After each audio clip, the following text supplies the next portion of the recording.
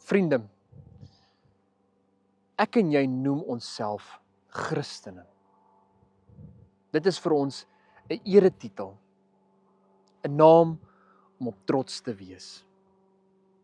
Ons lees die eerste keer van die woord Christen in Handelinge 11 vers 26. Maar hier is die vloekwoord, 'n skelwoord. Die Romeine en Grieke wat in Antiochië gewoon het die eerste gelowiges Christene genoem om daardeur aan te toon dat hierdie mense vreemd en anders optree as die mense van Antiochië. In die eerste plek verskil hulle van die Jode. Tweedens het hulle deur hierdie woord Christen hulle gevloek en gesê, maar hierdie mense is nie bereid om die keiser in Rome as God te erken nie. Maar nog belangriker, het hulle gevloek met die naam Christen, omdat hierdie mense anders geleef het. Hulle was getrou aan Christus. Hulle het met liefde gehandel teenoor hulle naaste, maar ook hulle vyande. Vir weeskinders, vir weduwees het hulle gesorg. Hulle het heilig en suiwer geleef onder alle omstandighede. Hulle het ook anders gewerk en opgetree in die publiek.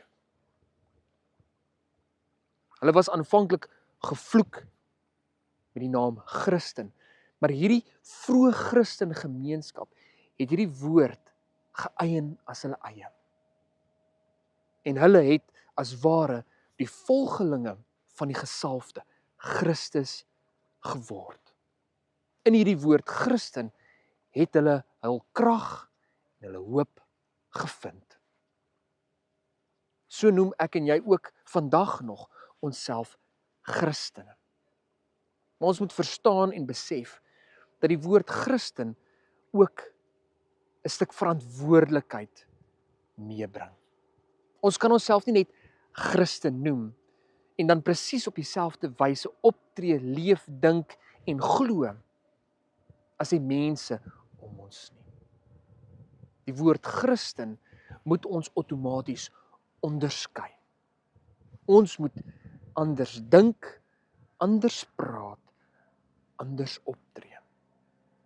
Ons moet waarlik volgelinge van die gesalfde word, volgelinge van Christus.